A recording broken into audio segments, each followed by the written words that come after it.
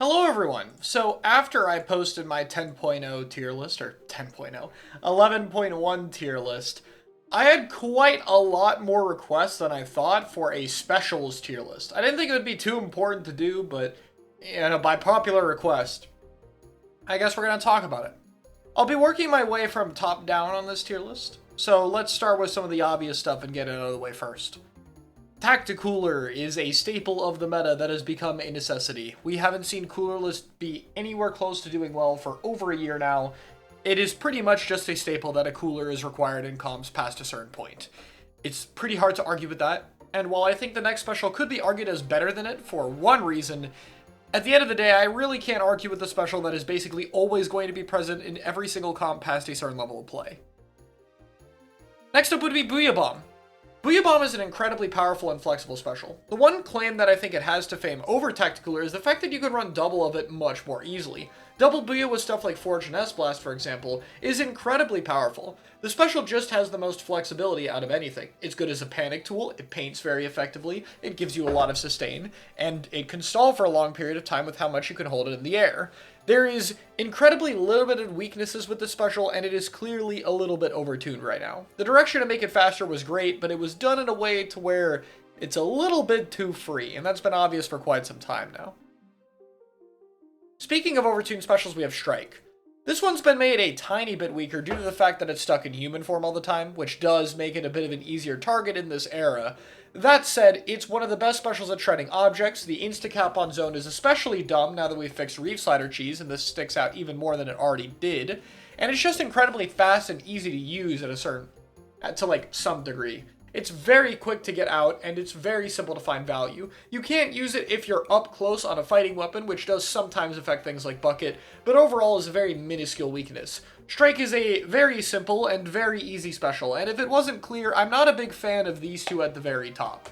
Booyah Bomb I don't typically mind, it's just a little bit overtuned right now, but Strike is a special that I really don't enjoy seeing this much prominent usage, and just the sheer amount of paint, instant damage, etc. is not something that I think has been particularly good for the game.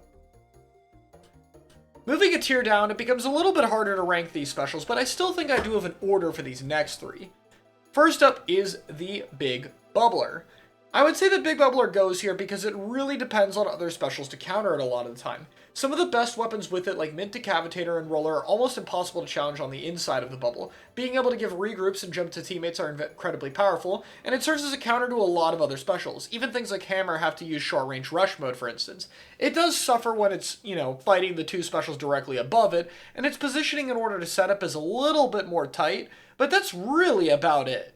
It's, for the most part, got a lot of stuff going for it. Rounding out our top 5 is Crab Tank. Another one that's a bit hard to gauge, but I think this special has a good amount of mobility to where it's still not being shredded super easily, despite having a lot of options that can actually deal with it. Crab has a lot of power in different engagements, the sustain it provides is very valuable, and like with Booyah, it's very flexible, just not quite as fast as it. While Crab is definitely slowly losing its value over time, it still started from such a high up position at the beginning of the game that it still ends up being one of the better specials. Its value is a little bit more inconsistent, but it's a very back and forth special that has a lot of interactions from different options, and frankly is probably one of the more unique ones to see in top level play these days. I find it a lot more interesting than many of the big hitbox options. Speaking of which, yeah, Ultra Stamp's throw mode really is just that good. I think a while ago I talked about it and said that I didn't think it needed to be nerfed and just the spammability toned back, and I'd like to say that I was definitely wrong about that. The throw mode definitely should have a slightly smaller hitbox, though I don't mind it being increased from where it was before, obviously. Giving this part of the mode utility was very good, it's just, overdone a little bit. That said, yes, it really is just this high. The rush mode gets some utility up close, but now just, if you can't find any of that, you can just throw the special. Get a quick ink tank refill, break an object, get some damage in a team fight. It is not hard to work off it at all. The special's not really inherently complicated, and the big hitbox makes it very lenient and forgiving. The only real downside is that you only have one throw compared to multiple Zuka shots, but the hitboxes are just so large that it doesn't really matter. Inkfact will barely make it up to 7th place, as A tier is another one where I think things are quite even. Though at this point we've dropped off from specials that I would say are arguably broken in certain areas, and this one is pretty balanced. Vacuum's extra HP really did quite a lot for it, and the threat of filling up the special, giving it a very powerful explosion, does make it very threatening a lot of the time. There are still answers to deal with it though. It does have sizable weaknesses, and its speed leaves a little bit to be desired. It requires a lot of setup to have proper holds to take it down, and the special has a lot of instances where there isn't much you could do about it. The investment required to fill Ink Vacuum at this point is also high enough to where it's very difficult to deal with it properly without a high amount of investment. So sometimes you'll need your own specials or very specific positioning to deal with it. This means oftentimes Vacuum is just going to get away with what it wants to do. And while it does still take away the main weapon of its user for quite a while, it's a lot more worth it when you have a special that is this strong. Reef Slider will round out our top 8, and about at the end of where I would say specials are pretty good, and we start to enter the realm of mediocrity. There's a pretty big gap between specials from this tier and the one under it. Reef Slider still maintains a little bit of inconsistency, but the added hitbox change to be at the very top of the special and larger 221 makes it way better than pre-patch. It's not going to be capping zones as easily, but with good coordination it's still quite capable of that. The smaller range for its, travel time does hurt it a little bit, but not too badly by any means. Overall, Reef Slider is in a pretty good spot, all things considered. It's honestly a better killing special than before, very threatening against certain objects, and has a lot of places where it thrives. But it is probably the most inconsistent option out of everything here. The highs it has, though, are quite good. From here, I have quite a bit less to talk about as we get to other specials. We have Tentamissiles, a special that output is quite low, but value is quite high. If it didn't have the cooldown, it would definitely be enough to make it up a tier or two. Its hitbox isn't what it used to be, which, yeah, good. That would have been a problem if it was. But it's still very powerful at displacement in the right areas. Again, the lower output is really what keeps it down here, as well as not being able to be used in combat, which does hurt it a little bit more in this game. Super Chump has also gone quite a bit higher. While it might not seem like it, and it does have a similar cooldown problem, the insane paint output and honestly pretty reasonable damage if any of them do hit honestly does give it a lot of value. Chumps does require a good amount of effort to deal with it, and even if you do, the sheer amount of turf output on the floor is great.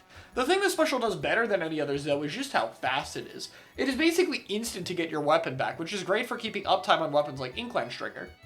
Obviously, it still is pretty limited in the fact that, it doesn't do anything particularly well. It's not a powerhouse like any of the specials above it, but its value is relatively consistent. Wavebreaker is another one that's felt a lot better, benefiting the most from all the 11.0 changes. It's good at proccing aura, forcing people to jump is more valuable since they aren't in squid form, etc, etc. Generally, this special just seemed a little bit better for being able to detect and find where people are, which is something that's also become more important as short-range weapons become more prominent. Like with Super Chump, it's not going to be any insane value, but the cooldown is a little bit less ridiculous, and the buffs it's gone with the special have helped its consistency over time.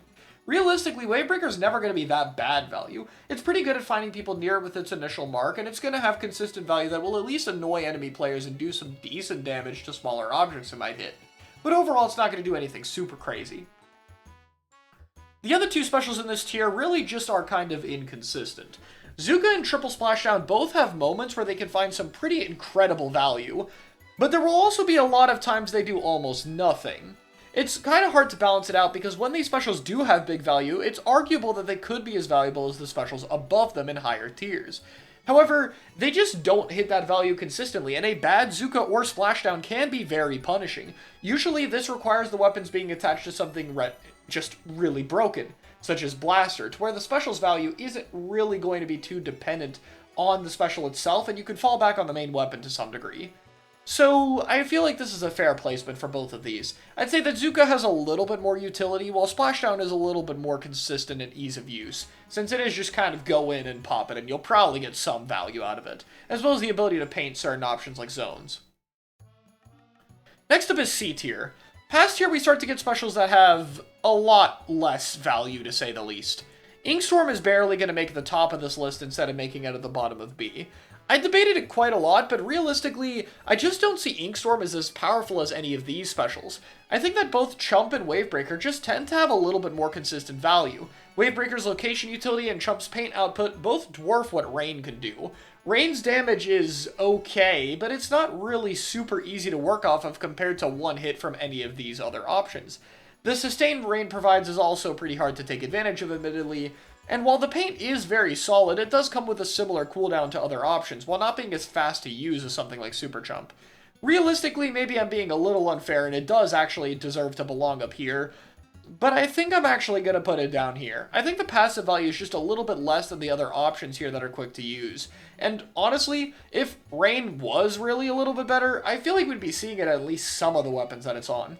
I'm not really sure the path to making this special more powerful going forward. It might just be one of the ones that's kind of stuck like this. It's a little bit hard to buff it without making it kind of annoying. Next up is Kraken. So the order of these next few specials in this tier is kind of debatable, so let's put them all in right now. After that would be Zipcaster, and then Inkjet. All of these are consistency nightmares, even worse than Zuka and Triple Splashdown. Kraken takes away your main weapon for a while and makes you incredibly slow. Zipcaster is an incredibly easy target to take down that has a hard time securing fast kills, and Inkjet also is a very just large target, just at long range instead of close range. All of these specials do have their occasional moments where they can find good value, but they're even harder to be consistent with than the ones above, and generally just have a weaker power level. Overall, it sucks because a lot of these specials I find inherently interesting for their unique playmaking power, but the consistency on these is just lacking a little bit too much for me personally. I can't really see them any higher than this for the time being. And solo play, maybe they have a little bit more of their moments, but at here, not really. Next up is Killer Whale 5.1. So, this special also has its moments, but in coordinated play I don't feel it's that hard to deal with. Most of the strengths that this special provides are just done better by Tentamissiles, such as its location or displacement.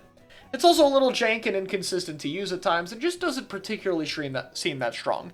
It is overtuned in the fact that its damage is quite annoying, and of course being global range is bad, so I'm not really sad that this special ends up down here. This is one of the poster childs for options that probably shouldn't be very good in the game, so I don't have much to say about it. Finally, I have to add a D tier here for Splatter Color Screen. I really debated just putting this at the bottom of C tier, and I don't think there's any like F tier abysmal specials in this game. All of them are at least pretty decent at this point. But Screen just is a little bit more of a hindrance sometimes. There are absolutely certain weapons and options that can take advantage of it, but typically in this meta, long to mid-range is still pretty important, especially for all the interesting backline options in the game. And I think Screen just requires a lot of setup, like weapons with sensors such as Custom Blaster, or having the right comps that can take advantage of it, or being thrown in the right spots, to avoid having it have a negative effect on your team. It's not really that the positive effect isn't there. If anything, I think the effect of this special is more noticeable than something like Whale, but this special also has the ability to grief your own team quite a bit. And honestly, I think that risk of a downside is just not worth it. The amount of setup and unique compositions required to get value out of Screen consistently is just not worth it. So overall, that's where my 11.1 special tier list would be, or 11.01. Let me know what you think in the comments below, and I'll see you all next time.